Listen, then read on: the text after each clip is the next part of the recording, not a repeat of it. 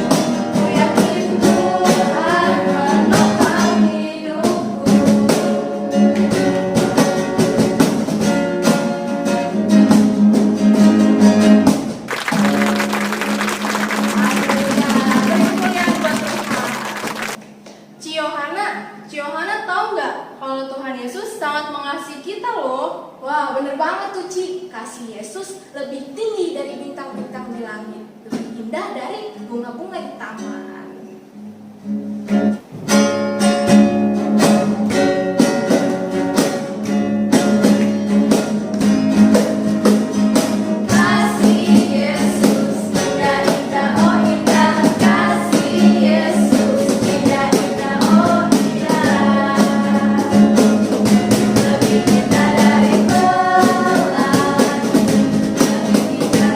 Bintang di langit, lebih indah dari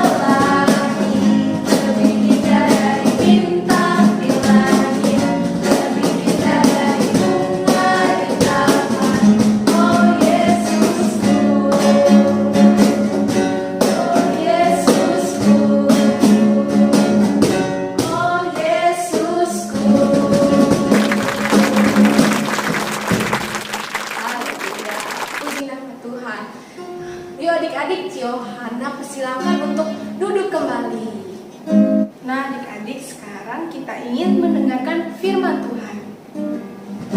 Yuk adik-adik, kasih sikap yang terbaik.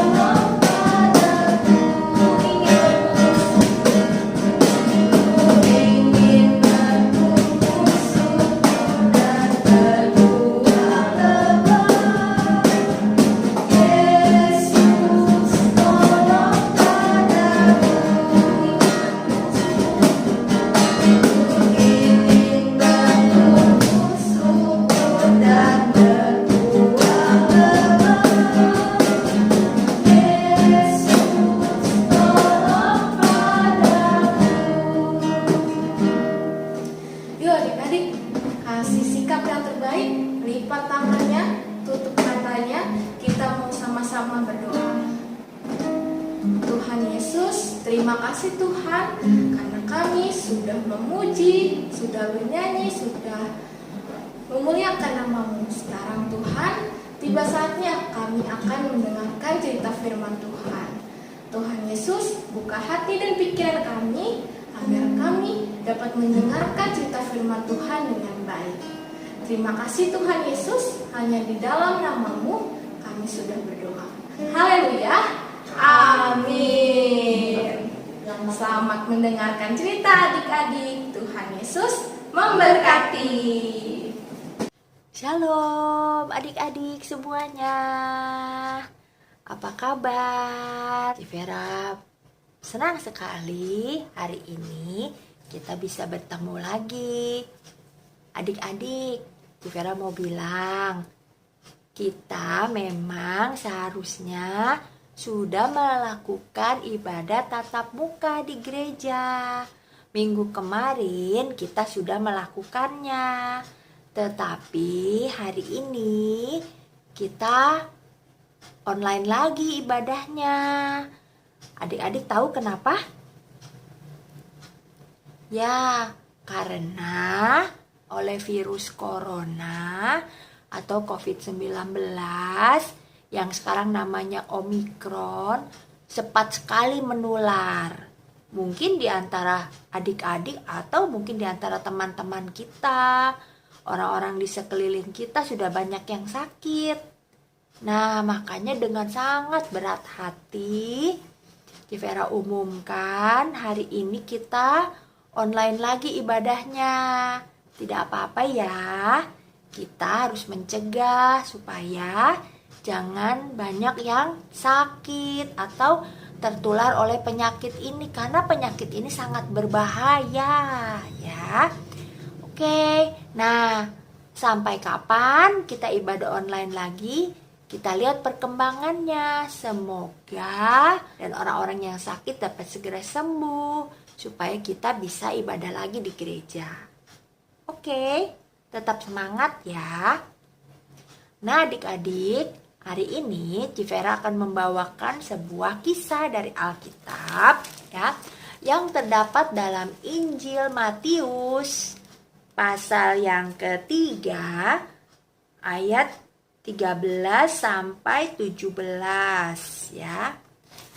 Nah, pada waktu itu adalah seorang yang bernama Yohanes.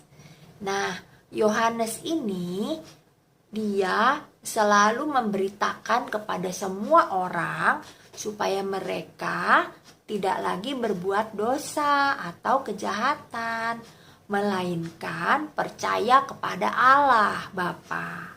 Ya, bertobat itu artinya tidak lagi berbuat dosa atau kejahatan, ya.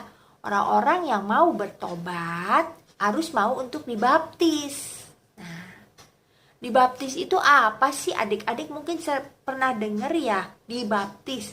Dibaptis itu adalah tanda bahwa kita ikut atau percaya kepada Allah. Nah, tandanya apa? Tandanya adalah kita akan dibenamkan ke dalam air, lalu dibangunin kembali, ya. Jadi tubuh kita ini dimasukkan ke dalam air, langsung diberdirikan lagi gitu. Nah, waktu itu orang-orang telah mendengar Yohanes yang mengingatkan mereka agar mereka semua bertobat dan tidak lagi berbuat dosa atau kejahatan, supaya dosa-dosa mereka diampuni oleh Allah. Orang-orang itu memberi diri mereka dibaptis oleh Yohanes. Waktu itu yang membaptis hanyalah Yohanes seorang diri. Dia membaptis orang-orang di Sungai Yordan. Nah, pada waktu itu Yohanes dia tinggal di padang belantara. Dikatakan di dalam Alkitab makanannya adalah belalang dan madu hutan, adik-adik. Nah, Yohanes dengan berani memberitakan kepada semua orang supaya mereka berhenti berbuat jahat. Pada suatu hari, Yohanes ketika dia sedang membaptis orang-orang, datanglah Yesus. Nah, ketika Yohanes sedang membaptis orang-orang di Sungai Yordan, datanglah Yesus ke situ. Dan dia turun ke Sungai Yordan dan bilang sama Yohanes supaya Yohanes membaptis dia. Ya, jadi Tuhan Yesus meminta Yohanes untuk membaptis Yesus. Waktu itu Yohanes bilang bahwa Yohaneslah yang harusnya dibaptis oleh Yesus. Bukannya Yesus yang minta dibaptis oleh Yohanes. Tetapi Tuhan Yesus bilang, lakukan saja supaya apa yang tertulis di dalam Alkitab itu digenapi. Kemudian Yohanes pun membenamkan Yesus di Sungai Yordan, lalu dibangkitkan kembali, dibangunin lagi di air. Nah, adik-adik, ketika Tuhan Yesus sudah keluar dari air, ada suatu peristiwa yang luar biasa terjadi. Tertulis di dalam Alkitab bahwa turunlah Roh Allah yang menyerupai burung merpati, lalu hinggap pada Yesus. Dan terdengarlah suara dari langit berkata, inilah anakku yang kukasihi, kepadanya lah aku berkenan. Nah, suara dari langit itu suara siapa? Itu adalah suara Bapa di surga. Luar biasa ya adik-adik. Nah, firman Tuhan di dalam Alkitab menyatakan bahwa semua orang yang mau percaya kepada Yesus akan diberi kuasa untuk menjadi anak-anak Allah. Bayangkan, hanya Yesus saja yang ketika dia telah dibaptis, langit terbuka dan ada suara dari langit yang berkata, inilah anakku yang kukasihi, kepadanya lah aku berkenan. Siapa di sini yang percaya kepada Tuhan Yesus? Firman Tuhan berkata, kita diberi kuasa untuk menjadi anak-anaknya Allah. Berarti kita ini anak-anaknya Allah. Kita punya kuasa sebab kita anak-anaknya Allah. Kita percaya kepada Yesus. Baik adik-adik, Yuk, sekarang kita saksikan videonya. Duduk yang manis ya.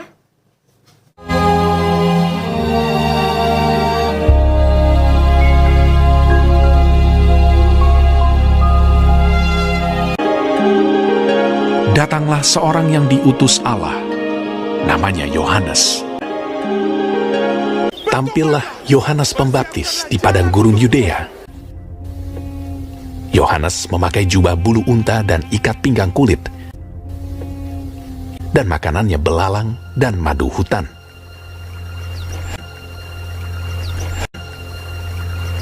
Dan memberitakan, "Bertobatlah, sebab kerajaan sorga sudah dekat."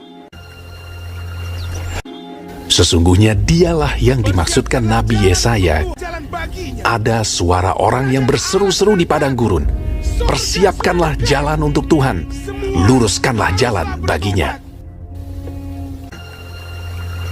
Maka datanglah kepadanya penduduk dari Yerusalem, dari seluruh Yudea, dan dari seluruh daerah sekitar Yordan. Lalu sambil mengaku dosanya, mereka dibaptis oleh Yohanes di sungai Yordan. Aku membaptis kamu dengan air sebagai tanda pertobatan. Tetapi ia yang datang kemudian daripadaku lebih berkuasa daripadaku, dan aku tidak layak melepaskan kasutnya. Ia akan membaptiskan kamu dengan Roh Kudus dan dengan api. Jadi, hasilkanlah buah yang sesuai dengan pertobatan. Hal itu terjadi di Betania yang di seberang sungai Yordan, di mana Yohanes membaptis. Pada keesokan harinya, Yohanes melihat Yesus datang kepadanya, dan ia berkata, Lihatlah anak domba Allah yang menghapus dosa dunia. Dan aku telah melihatnya dan memberi kesaksian. Ia inilah anak Allah. Maka datanglah Yesus dari Galilea ke Yordan kepada Yohanes untuk dibaptis olehnya. Tetapi Yohanes mencegah dia, katanya, Akulah yang perlu dibaptis olehmu, dan engkau yang datang kepadaku. Lalu Yesus menjawab, katanya kepadanya, Biarlah hal itu terjadi, karena demikianlah sepatutnya kita menggenapkan seluruh kehendak Allah. Dan Yohanes pun menurutinya. Dialah yang kumaksud ketika kukatakan, kemudian daripadaku akan datang seorang yang telah mendahului aku, sebab dia telah ada sebelum aku. Tetapi untuk itulah aku datang dan membaptis dengan air, supaya ia dinyatakan kepada Israel. Sesudah dibaptis, Yesus segera keluar dari air. Dan pada waktu itu juga langit terbuka, dan ia melihat Roh Allah seperti burung merpati turun ke atasnya. Lalu terdengarlah suara dari sorga yang mengatakan, Inilah anakku yang kukasihi, kepadanya lah aku berkenan.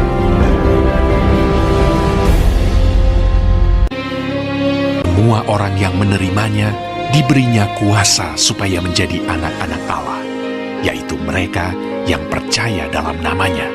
Sebab hukum Taurat diberikan oleh Musa, tetapi kasih karunia dan kebenaran datang oleh Yesus Kristus. Tidak seorang pun yang pernah melihat Allah, tetapi anak tunggal Allah yang ada di pangkuan Bapa, dialah yang menyatakannya. Nah, adik-adik, sudah disaksikan videonya. Itulah peristiwa Tuhan Yesus dibaptis oleh Yohanes Pembaptis. Ya. Nah, barang siapa yang percaya kepada Yesus, dia akan diberi kuasa menjadi anak-anak Allah.